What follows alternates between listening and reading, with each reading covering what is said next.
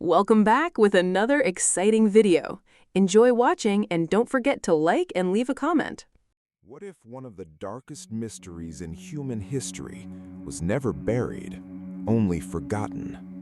What if deep within the untouched heart of ancient Africa, there existed a place so terrifying that entire villages vanished after speaking its name?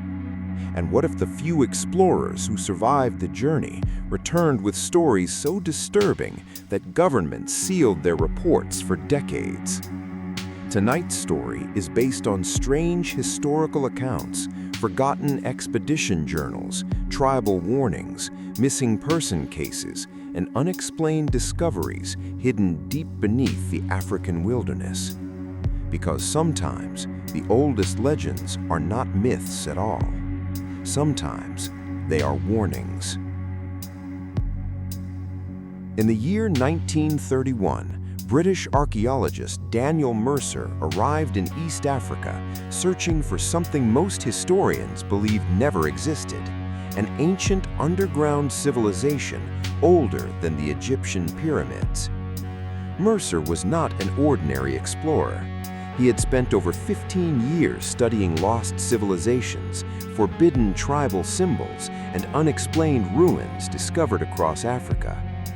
Many scholars considered him brilliant. Others believed he had become dangerously obsessed. Months before his expedition, Mercer received a strange package from an anonymous sender in Cairo. Inside was a weathered leather journal written partly in Arabic and partly in a language no expert could identify. But one phrase repeated throughout the journal in English: "The sleeping city beneath the Black Mountain." At first, Mercer believed the journal was fake. Yet hidden within its pages were hand-drawn maps leading to an isolated region near the border of modern-day Tanzania and Congo, an area avoided by local tribes for centuries. According to the journal, an ancient civilization once lived beneath the earth there long before recorded history. The people worshipped something described only as the Watcher below. Every tribe in the region shared similar warnings. Never travel near the Black Mountain after sunset. Never listen to voices coming from underground. And if the earth begins humming, run. Mercer became obsessed. In October 1931, he assembled a small expedition team consisting of 6 men, 2 porters, a linguist named Samuel Reed, photographer Henry Wallace, survival expert Victor Kane, and a local guide called Jabari. When Jabari saw the map, his expression changed. He refused to touch it. For nearly 10 minutes, he sat silently staring into the fire before finally whispering, "My grandfather told stories about this place. Nobody returns from there." Mercer ignored the warning. The expedition departed 3 days later. At first, the journey seemed ordinary. Dense forests surrounded them for miles, while distant animal cries echoed through the night. But strange events began almost immediately. On the 3rd night, one of the porters disappeared. There were no footprints, no signs of struggle. Only his lantern remained outside the camp, still burning. The next morning, Samuel Reed discovered unusual markings carved nearby trees. The symbols resembled no known African language. Curiously, the carvings appeared fresh, as if someone had made them during the night. Jabari begged Mercer to turn back. Mercer refused. The deeper they traveled into the jungle, the stranger the environment became. Birds stopped singing. Animals vanished completely. Even the wind seemed absent. Then came the sound, a deep vibration beneath the earth. At first, it resembled distant thunder, but gradually the team realized the sound was rhythmic, almost mechanical, like a giant heartbeat buried beneath the earth. That night, Henry Wallace awoke screaming.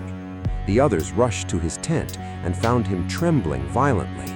He claimed someone had been standing outside whispering his name repeatedly in perfect English. But when Mercer checked the camp, nobody was there. The following day, the team reached the Black Mountain. It rose from the jungle like a massive shadow, its dark volcanic stone almost unnatural in color. Surrounding the mountain were enormous ruins swallowed by vines and time. Stone pillars towered above the trees, ancient staircases disappeared underground, and carved into the entrance of a collapsed temple was a symbol identical to the markings from the journal, the symbol of a single, unblinking eye. Samuel Reed immediately noticed something horrifying. The architecture did not resemble any known African civilization, nor Egyptian, nor Roman, nor anything historians had ever documented. It was older, far older. Inside the temple, the air felt strangely cold despite the imperishable jungle heat outside. The deeper they descended underground, the stronger the vibration became. Then they discovered the first bodies. Human skeletons lined the walls of the tunnel, dozens of them, all positioned kneeling towards the darkness ahead. None showed signs of injury, but every skull displayed the same expression, frozen in death. Terror. Victor Kane wanted to leave immediately. Mercer refused again. Hours later, the team reached a massive underground chamber, unlike anything they had ever seen. An entire city existed beneath the mountain. Stone towers stretched into darkness, bridges crossed enormous chasms, and strange blue crystals embedded in the walls illuminated the ruins with faint light despite being thousands of years old. Henry Wallace began taking photographs rapidly while Mercer explored the structures like a man possessed. Then Samuel Reed found inscriptions carved on a massive black wall. After hours of translating symbols, he finally understood fragments of the text, and what he read terrified him. The Watcher came from beneath the earth. It promised knowledge. It demanded devotion. The city fell when the people tried to leave. Suddenly, the ground trembled violently. Dust rained from the ceiling. Then came the sound again, the humming, only now it was louder, closer, and mixed within it were voices. Whispers echoed through the tunnels around them, soft, human, impossible to understand. Jabari dropped his torch instantly. "We must go now," he whispered. But Mercer stared into the darkness ahead with obsession burning in his eyes. Because deep inside the chamber, beyond the ruined city, stood a gigantic stone door partially open, and something appeared to be moving behind it. Against everyone's warnings, Mercer entered first. The others followed reluctantly. Beyond the doorway lay a tunnel descending deeper underground than any cave system they had ever seen. Ancient symbols covered every wall. Then the smell hit them, rotting flesh. Henry Wallace nearly vomited. At the bottom of the tunnel, they discovered a circular chamber filled with enormous statues facing inward towards a massive pit in the center. The statues did not resemble humans. Their bodies were thin and elongated, their faces smooth and featureless, except for giant hollow eyes. Samuel Reed quietly said something nobody forgot. These statues, they were made to resemble something real. Suddenly, one of the torches went out, then another. The chamber became almost completely dark, and from inside the pit, something breathed. Slow, deep, wet. Victor Kane fired his revolver into the darkness. The sound echoed endlessly. Then, silence. For several seconds, nobody moved, until Henry Wallace screamed. Someone had grabbed him. A pale arm emerged from the darkness below the pit and pulled him downward instantly. The team rushed forward, but Wallace vanished before anyone could save him. Only his camera remained near the edge. Mercer finally panicked. The group fled through the tunnels as whispers erupted all around them. The underground city seemed alive now. Footsteps echoed behind them despite nobody being visible. Shadows moved unnaturally along the walls. Then Samuel Reed disappeared. 1 second he was running beside them, the next, gone. No scream, no sound, just gone. Jabari began praying while running through the ruins. Victor Kane repeatedly shouted that something was following them, and Mercer finally realized the horrifying truth. The legends were real. Something ancient still existed beneath the mountain. Something intelligent, something watching them. When the remaining survivors reached the upper tunnels, they discovered the exit partially collapsed. Fresh, claw-like marks covered the stone walls. As they struggled to escape, the humming grew louder than ever before. The entire mountain shook violently. Then they heard it clearly for the first time. A voice, deep beneath the earth, speaking in perfect English. Stay. Victor Kane lost control completely. He turned and fired blindly into the darkness while screaming. Moments later, dozens of pale figures emerged from the tunnels behind them. Tall, thin, human-like, but horribly wrong. Their movements were unnatural, almost jerking like broken puppets, and their giant black eyes reflected the torchlight. Jabari froze in terror. "They are the lost people," he whispered. The creatures rushed forward. Victor Kane was dragged screaming into darkness. Mercer and Jabari barely escaped through the collapsing tunnel as the mountain shook behind them. When they finally emerged into the jungle, night had already fallen, but something even worse awaited them outside. The forest was silent, completely silent. No insects, no wind, no animals. Then, slowly, light began appearing between the trees around them. Hundreds of faint blue lights, watching, moving closer. Jabari whispered only one sentence before running into the darkness. "Do not let them hear you." Mercer never saw him again. For the next 3 days, Mercer wandered alone through the jungle while recording frantic journal entries. Those journals were later recovered by authorities. His writing became increasingly unstable. He claimed the creatures followed him constantly, but never attacked directly. Instead, they watched from the trees. At night, he heard whispers outside his camp, speaking his thoughts aloud before he said them. On the final page of the journal, Mercer wrote, "They are older than humanity. They were beneath the earth before civilization began. The city was not built to worship them. It was built to imprison them." Daniel Mercer was discovered 2 weeks later by local hunters nearly 50 miles from the Black Mountain. He was alive, but completely insane. According to medical reports, Mercer refused to sleep because he believed something underground was calling his name. Every night, hospital staff reported hearing him whisper the same sentence repeatedly: "The door is still open."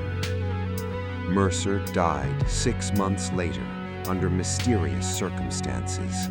Officially, doctors blamed severe psychological trauma, but one nurse later claimed Mercer's final words were, "They are coming back."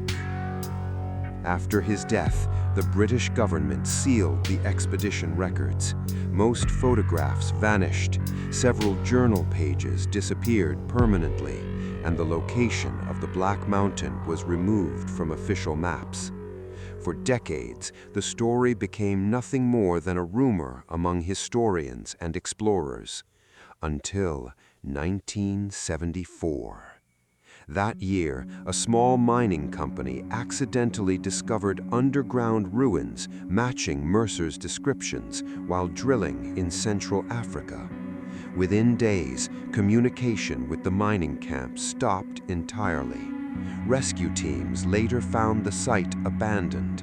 Equipment remained untouched, meals half-eaten, but every worker had vanished. Authorities blamed rebel activity, yet one disturbing detail never appeared in official reports. Deep inside the excavation tunnel, investigators discovered strange symbols carved into the walls. A single, unblinking eye, exactly like Mercer's journal. Years later, satellite imaging revealed unusual underground structures near several remote African regions near the original expedition area. Some researchers quietly suggested the possibility of a massive ancient tunnel network hidden beneath the continent, but no major investigation was ever approved. Local tribes still avoid those regions today. Some elders continue telling stories about the people below, ancient beings sleeping beneath the earth who awaken whenever humans dig too deep. Modern scientists dismiss the legends as folklore, yet unexplained disappearances continue to occur near isolated cave systems across parts of Africa even now. Tourists vanish, explorers disappear, entire expeditions lose contact without explanation. And in nearly every case, witnesses report hearing strange humming sounds beneath the ground shortly before the disappearances occur. But perhaps the most terrifying discovery happened in 2011. A documentary crew researching Mercer's expedition managed to recover one surviving photograph from Henry Wallace's lost camera. At first glance, the image appeared damaged beyond repair, but after digital enhancement, researchers noticed something horrifying hidden in the background. Standing between the underground ruins was a tall, pale figure staring directly at the camera. Its eyes reflected light like glass, and according to image analysts, the figure was too detailed to be a shadow. The photograph was briefly uploaded online before mysteriously disappearing hours later. No official explanation was ever given. Today, many historians still debate whether Mercer's expedition truly uncovered evidence of an unknown ancient civilization or something far worse. Because across human history, nearly every culture shares stories of beings living beneath the earth, creatures older than mankind, watching from below, waiting. And maybe those stories exist for a reason. Maybe ancient people discovered something terrifying long before modern civilization began, something hidden deep underground where sunlight never reaches, something that should never have been disturbed. So if you ever find yourself deep within an unexplored wilderness, and suddenly the forest becomes silent, if the ground beneath your feet begins to hum, and if you hear whispers calling your name from somewhere below the earth, do not follow the sound. Because some doors were never meant to be opened, and some ancient things were never meant to wake up. Years after Daniel Mercer's terrifying expedition disappeared into legend, most people believed the story had finally died.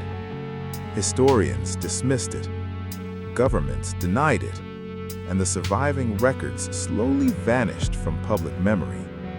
But in 1998, something happened that brought the nightmare back to life. A young American journalist named Ethan Cole was working for a small investigative documentary company in New York City. Unlike mainstream reporters, Ethan specialized in forgotten mysteries and classified historical cases. One evening, he received an anonymous package with no return address. Inside was an old VHS tape, a photograph, and a note containing only one sentence: "They never sealed the door." At first, Ethan assumed it was some kind of prank, but when he examined the photograph more closely, his blood ran cold. It was the same image connected to Daniel Mercer's lost expedition: the underground city, the black stone ruins, and in the far background, the pale figure standing between the pillars. But this version of the photo revealed something new. The figure was closer than previously believed, much closer. Its face remained blurry, yet its eyes reflected directly toward the camera with unnatural brightness. On the back of the photograph, someone had written coordinates by hand. Coordinates leading to a remote area near the border of Tanzania and Democratic Republic of the Congo. Ethan became obsessed immediately. Over the next several months, he uncovered fragments of hidden government records connected to Mercer's expedition. Most documents were incomplete, heavily censored, or entirely missing. But one classified British report contained a terrifying statement: "Subterranean activity remains uncontained." Ethan knew there was a bigger story hidden beneath decades of silence.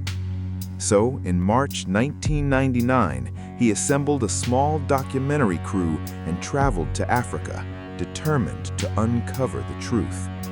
His team included cameraman Lucas Grant, survival specialist Maria Bennett, sound engineer Tyler Ross, and local historian Emmanuel Ndala. Unlike Mercer's expedition decades earlier, Ethan carried modern equipment: satellite phones, GPS devices, night vision cameras, and digital recorders. He believed technology would protect them from superstition. He was wrong. The moment Emmanuel saw the coordinates, his face changed completely. He refused to continue the conversation until sunset. That night, beside the fire, Emmanuel finally spoke. "My grandfather warned me about this place," he whispered quietly. "He said there are caves beneath the Black Mountain where the dead still walk." Lucas laughed nervously, assuming it was folklore. But Emmanuel did not smile. "In our villages," he continued, "children are taught something very important. If the earth begins singing, you run." The next morning, they entered the jungle. At first, the journey felt normal. Dense trees surrounded them for miles, while distant rainstorms echoed across the mountains. But by the second night, strange problems began appearing. Their compasses stopped working. GPS signals disappeared entirely. Camera batteries drained unusually fast, despite being fully charged. Tyler Ross discovered odd interference in his audio recordings, faint whispering sounds buried beneath normal conversation. At first, nobody could understand the voices. Then Lucas slowed down one recording. The whispers were repeating the same phrase over and over: "Turn back." Emmanuel demanded they leave immediately, but Ethan refused. The deeper they traveled, the more unnatural the environment became. Animals vanished, bird sounds disappeared, even insects became strangely absent.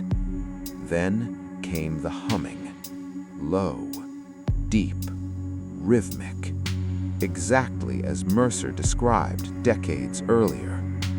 Tyler initially believed it was seismic activity beneath the ground, but the sound recordings revealed something horrifying. The vibration carried patterns almost identical to human breathing. That night, Lucas woke up screaming. Everyone rushed from their tents and found him staring into the jungle in absolute terror. "What happened?" Ethan asked. Lucas pointed into the darkness. There were people standing between the trees. Nobody saw anything. But the next morning, footprints surrounded the campsite. Long, thin, almost human, yet strangely elongated.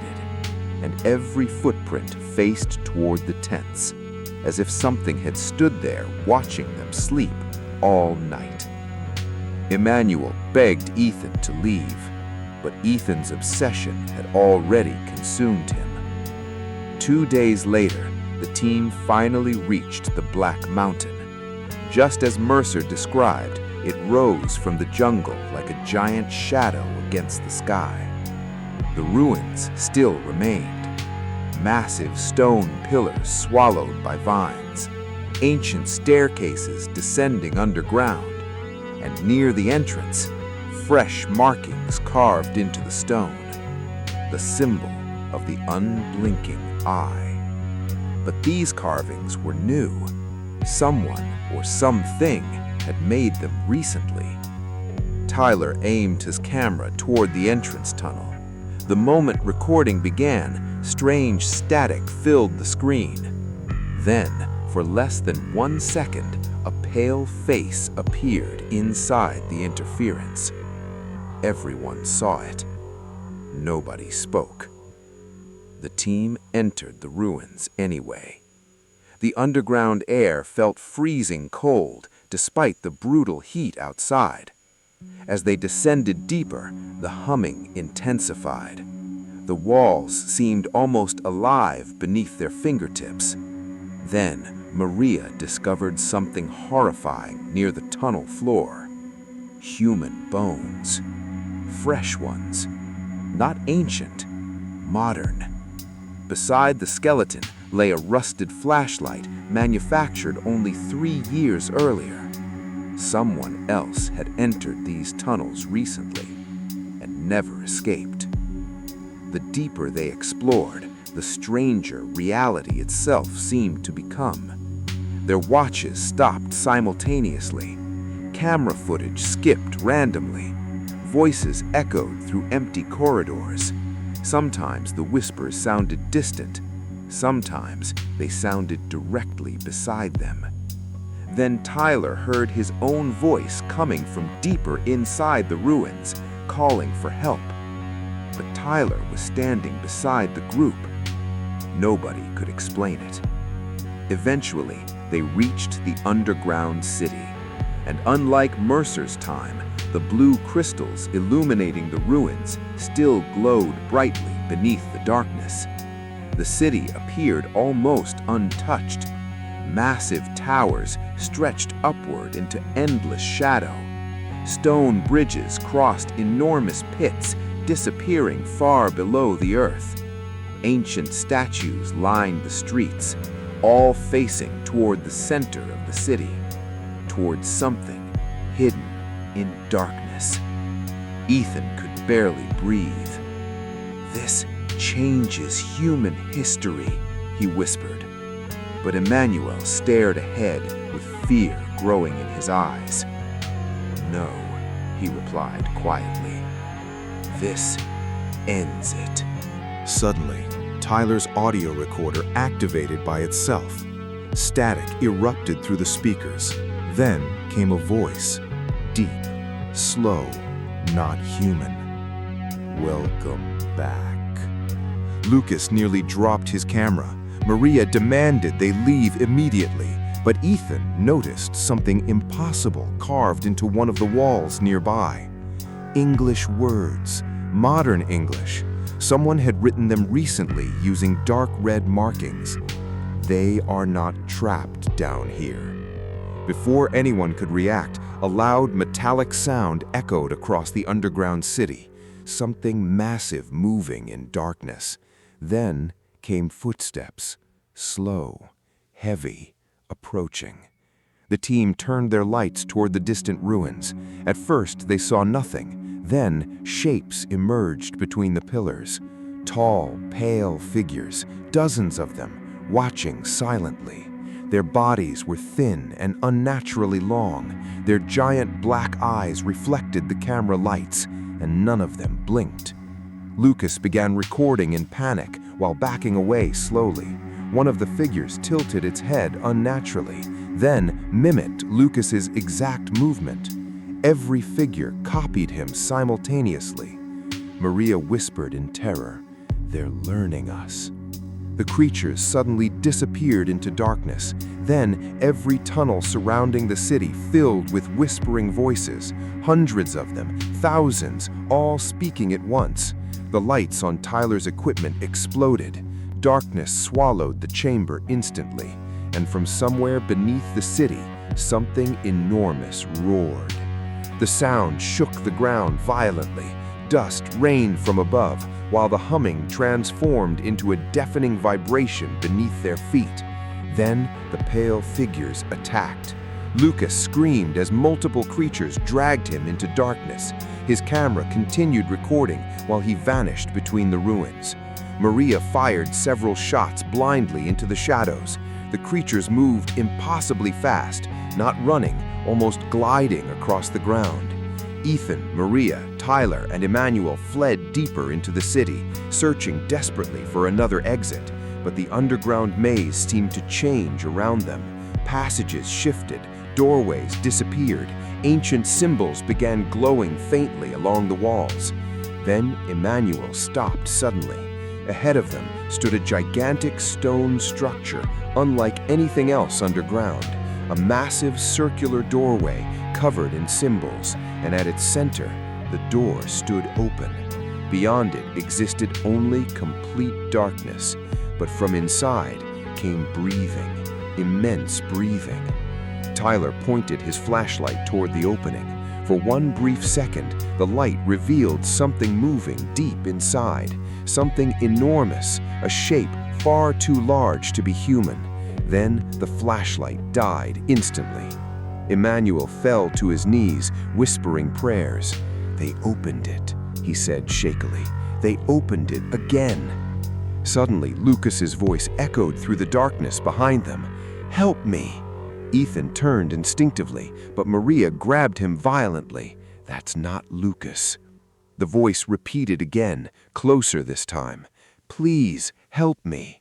Then dozens of voices copied it simultaneously from every direction. Perfect human emotion, but not human. The pale figures emerged slowly around the chamber, watching, waiting, and behind them, something larger moved within the darkness beyond the open doorway, something impossibly huge. Tyler suddenly aimed his camera directly toward the black doorway. The screen flickered wildly. Then an image appeared for half a second.